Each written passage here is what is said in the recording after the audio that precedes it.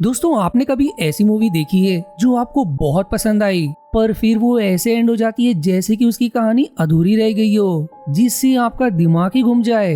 ये सेम मेरे साथ हुआ, क्योंकि आज मैं जो साईफाई मूवी एक्सप्लेन करने वाला हूँ इसकी कहानी सबसे अलग है, जिसकी एंडिंग आपका दिमाग घुमा देगी। पर इसकी कहानी मुझे बहुत पसंद आई, इतनी की सीन से मूवी एक किताब पर बनी है। वो किताब मैं खुद ऑर्डर करके पढ़ने वाला हूँ। अब अगर आप सोचे होंगे कि इस मूवी में ऐसा क्या खास है, तो बने रहे वीडियो के एंड तक।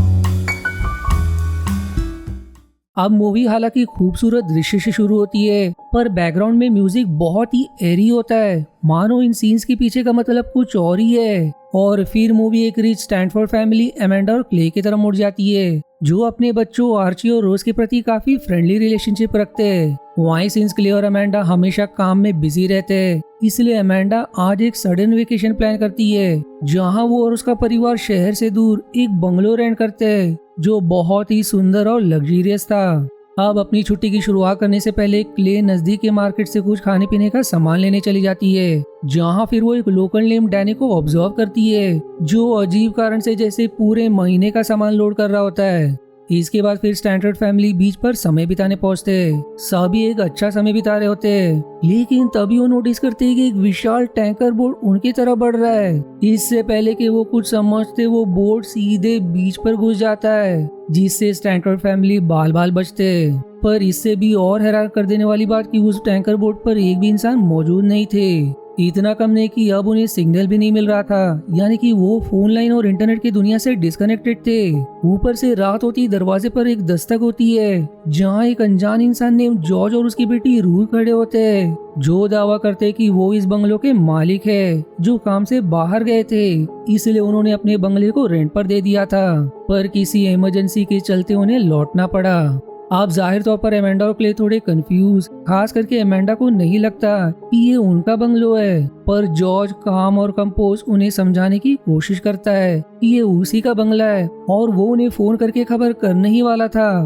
पर पूरे शहर में ब्लैकआउट यानी कि सिग्नल्स पूरी तरह से डाउन थे, इसलिए वो उन्हें खबर नहीं कर सका। पर अभी तो बस शुरुआत हुई थी, क्योंकि यहाँ से उनकी जिंदगी एक भयंकर मोड़ लेने वाली है। क्योंकि कुछ देर बाद टीवी पर अलर्ट ब्रॉडकास्ट होता है कि पूरे शहर में नेशनल इमरजेंसी घोषित कर दिया गया है, और साइबर अटैक के कारण सभी तरह के कनेक्शंस भी डाउन हैं। जो पढ़ते ही उनके तो होश उड़ जाते हैं। उन्हें समझ नहीं आता कि इसके पीछे कौन या क्या हो सकता है। किसी तरह रात गुजारने के बाद जब वो सुबह उठते हैं, तब रोज देखते कि हजारों में डियर्स उनके बंगलों के इर्द गिर्द मंडरा रहे हैं। वहीं के लिए जो बाहर निकला होता है कुछ जानकारी निकालने के लिए, उसे रास्ते में एक स्पेनिश औरत मिलती है, जो एकदम घबराई क्ले को मानो किसी चीज से आगाह करने की कोशिश कर रही होती है, पर क्ले उसकी भाषा समझ नहीं पाता। ऊपर से कुछ देर बाद एक ड्रोन कुछ तो अजीब बरसाने लगता है, जो देखते ही देखते क्ले के कार को निगल लेता है। वहीं यहाँ जो अपने पड़ोसी के घर मदद के लिए आया था, उसका घर खाली और सामान बिखरा मिलता है। पर उसके होश तब उड़ जाते जब उसे करीब के बीच पर एक कटा हुआ हाथ मिलता है, जो एक पायलट का निकलता है, क्योंकि वहाँ पर एक कमर्शियल प्लेन दुर्घटनाग्रस्त हुआ था। ऊपर से तभी जॉर्ज को उसी तरह के घटना का लाइव अनुभव होता है, क्योंकि उसी पल एक और प्लेन सीधे उसके सामने आकर क्रैश कर जाता है, जिससे वो बाल बाल बचता है। अब जाहिर तौर पर यहाँ कुछ तो अजीब घट रहा था, क्योंकि रोज और आर्ची भी उन डियर्स को फॉलो करते हुए उन्हें घने झाड़ियों के बीच एक अनजान कॉटेज नजर आता है, जिसकी खिड़की सीधे जॉर्ज के बंगलों की तरफ एंगल थी, और उस कॉटेज के अंदर पत्तों का अजीब निशान भी बना था। उनके फिर कुछ दूर जाने पर रोज को एक बंगलो नजर आता है, पर इस बंगलो का रहस्य क्या है हमें क्लाइमेक्स में पता चलेगा। इधर जॉर्ज एकदम शेकन वो घर लौटकर अमेंडा से अपना अनुभव शेयर करता है, और फिर वो अपने बारे में एक इंटरेस्टिंग जानकारी भी बताता है कि वो एक प्रोमिनेंट टेक कंपनी के लिए काम करता है, जिसका काम दुनिया में घट रहे मिस्टीरियस इवेंट्स और पैटर्न को समझने का है। और अब तक जो कुछ उसने अनुभव किया वो यही दर्शाता है कि उनके ऊपर हमला हुआ है, जिस हमले में सबसे पहले उनके पावर ग्रिड और सैटेलाइट को भी हैक करके बंद कर दिया गया। इसीलिए वो प्लेन्स और टैंकर बोट बिना सैटेलाइट नेविगेशन के क्रैश हो गए। अब इससे पहले कि क्ले उसकी इन बातों को प्रोसेस करती, उसी पल एक तेज शोर उनके कान के पर्दे फाड़ने लगती है, जिसे सहना मुश्किल होने लगा था, पर भाग्य से वो कुछ देर बाद बंद हो जाता है। अब इस घटना से तो वो और घबरा जाते हैं कि आखिर ये सब हो क्या रहा है और उन्हें आगे क्या करना चाहिए। तभी अमेंडा को उस लोकल के बारे में चमकता है जो अजीब कारण से कई महीनों का सामान लोड कर रहा था, यानी कि शायद उसे कुछ तो ऐसा पता है जो उन्हें नहीं पता। तभी फिर क्ले भी घर लौट आता है और उनसे वही पैम्पलेट शेयर करता है जो कुछ देर पहले ड्रोन से गिराया गया था, जिस पैम्पलेट पर उर्दू में डेथ टू अमेरिका लिखा था, जो पढ़ने के बाद सभी के जैसे रोंगटे खड़े हो जाते हैं। इसलिए अब खाली हाथ बैठने से अच्छा स्टैनफोर्ड फैमिली यहाँ से निकलना ही सही समझते हैं। जॉर्ज उन्हें रोकने की बहुत कोशिश करता है पर वो नहीं रुकते, जो उनकी भूल निकलती है, क्योंकि वो निकले ही थे कि तभी वो देखते हैं कि कई टेस्लास एक ही लोकेशन पर स्टेशन्ड है। अमेंडा के अब क्लोज इंस्पेक्शन करने पर उसे समझ आ जाता है कि उन्हें जानबूझकर यहाँ पार्क नहीं किया गया है, बल्कि उनके सेल्फ ड्राइविंग फीचर के चलते सैटेलाइट के ना होने के कारण करीब के सारे टेस्लास यहाँ आकर क्रैश कर गए और अब तो कुछ और टेस्लास तेजी से उनकी ही तरफ बढ़ रहे थे। अब इससे पहले कि वो उनके बीच पिचक जाए, वो तुरंत वहाँ से निकलने की कोशिश करते हैं, जहाँ उन्हें कई ऑटोमेटेड टेस्ला से बचना पड़ता है। और इसी दौरान हमें दिखाया जाता है कि बिना सैटेलाइट के ऑटोमेटेड कार्स का क्या अंजाम होता है, पर वो सभी वहाँ से बचकर निकल आते। लेकिन अब वो सिटिंग डक्स थे, क्योंकि यहाँ से निकलने के लिए रोड्स पूरी तरह से जाम थे। उन्हें समझ नहीं आ रहा था कि आखिर अब वो करे तो क्या करे।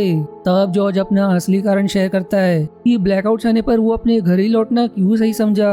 वो बताता है कि सिंस उसकी कंपनी हाई प्रोफाइल क्लाइंट के साथ काम करती है, 2 दिन पहले वो ऐसे ही एक क्लाइंट के साथ डिनर कर रहा था जिसकी पहुंच पेंटागन तक थी, जिसने अल्कोहल के असर में अजीब बात शेयर की कि अगले दिन उसकी किसी मुद्दे पर दुनिया के बड़े लीडर्स के साथ एक बेहद जरूरी मीटिंग है, जिसके चलते उसे उसका अगले दिन कॉल आया उसका सारा पैसा मूव करने के लिए, जो फोन काटने से पहले कुछ इस तरह से अलविदा भी कह गया जैसे कि दुनिया बर्बाद होने वाली हो। एक और बात कि ब्लैकआउट के दिन उसकी पत्नी फ्लाइट से कहीं के लिए निकली थी, पर प्लेन का वो दुर्घटना लाइव अनुभव करने के बाद उसे डर है कि अब वो नहीं रही।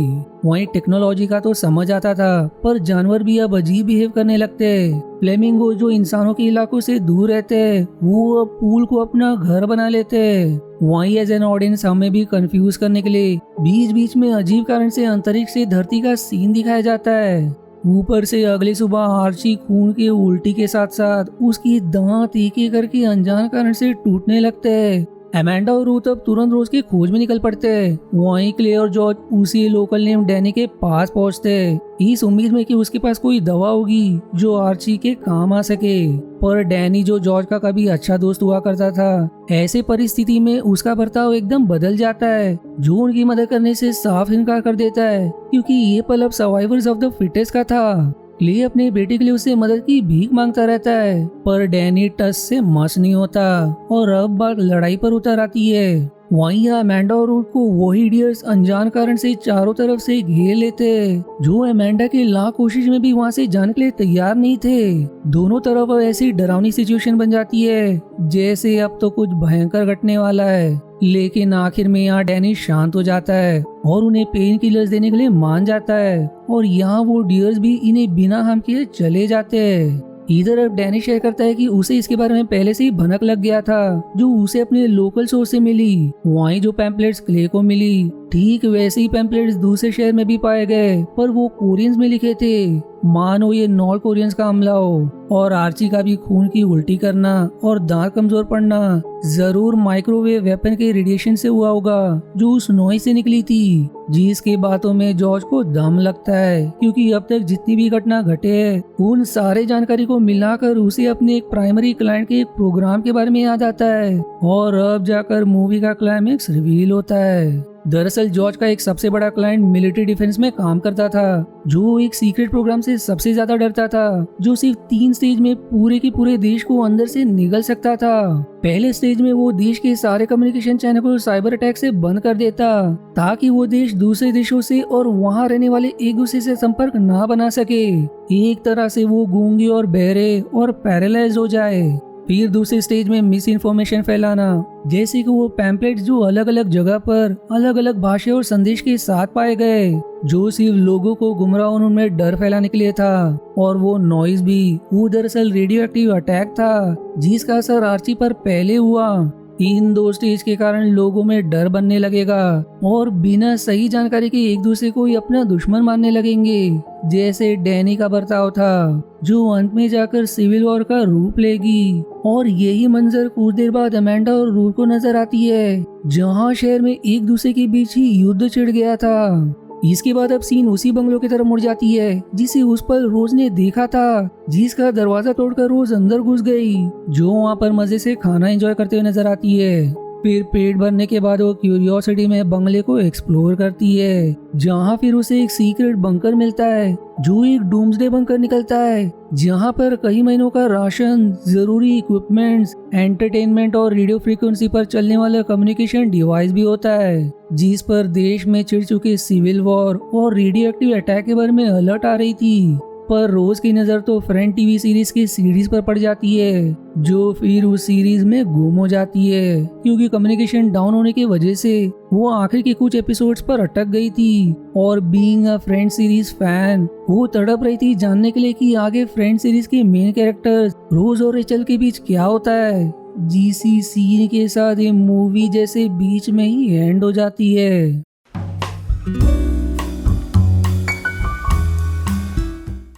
अब आई नो कि आपका भी दिमाग खराब हो गया होगा कि यार ये मूवी बीच में ही कैसे एंड हो गई, आगे क्या होने वाला है, क्या क्ले और अमेंडा रोज को ढूंढ पाएंगे और कौन था इसके पीछे। डायरेक्टर ने जानबूझकर इसकी एंडिंग को ऑडियंस पर छोड़ दिया है, खास करके किस सीन्स अमेरिका ने कितने ही दुश्मन बना रखे, उनमें से ही एक या सारों का मिलकर ये सब किया करा होगा। पर इसके अलावा आपके मन में और भी कई सवाल होंगे, जैसे कि आखिर उस टैंकर बोट पर एक भी क्रू मेंबर्स कैसे मौजूद नहीं थे। मेरे थियरी के हिसाब से सिंस सैटेलाइट के बिना उस बोट ने अपना नेविगेशन खो दिया, इसलिए वो बोट शायद इधर उधर भटकता रहा होगा, जिसके कारण उसके क्रू बिना फूड और पानी के मदद की तलाश में बोट से कूद गए होंगे। दूसरा सवाल कि उस शेड हाउस में उन पत्तों पर अजीब सा निशान क्यों बना था, तो मेरे हिसाब से वहाँ पहले तो कोई सोया था, जो वहाँ से जॉर्ज के बंगले पर अनजान कारण से नजर बनाए रखा था, पर क्यों ये मूवी में क्लियर नहीं किया गया। एक आखिरी सवाल कि वो बंकर किसका था और उसे कैसे पता था कि इसकी जरूरत पड़ सकती है, तो इसका जवाब जॉर्ज ने क्ले से उस पल शेयर किया था, यानी कि ये जॉर्ज की उसी हाई प्रोफाइल क्लाइंट का होगा जो इस डेडली अटैक के बारे में जानता था, इसलिए उसने ये बंकर पहले से ही बना कर रखा। पर खुद इसका प्रयोग करने से पहले शायद वो खुद सिविल वॉर के भेंट चढ़ गया। वहीं अगर आपको ये मूवी देखनी है तो ये नेटफ्लिक्स पर हिंदी में भी अवेलेबल है और मैं आपको ये हाईली रिकमेंड करूंगा। मिलते हैं अगली मूवी के एक्सप्लेनेशन पर, तब तक के लिए धन्यवाद दोस्तों।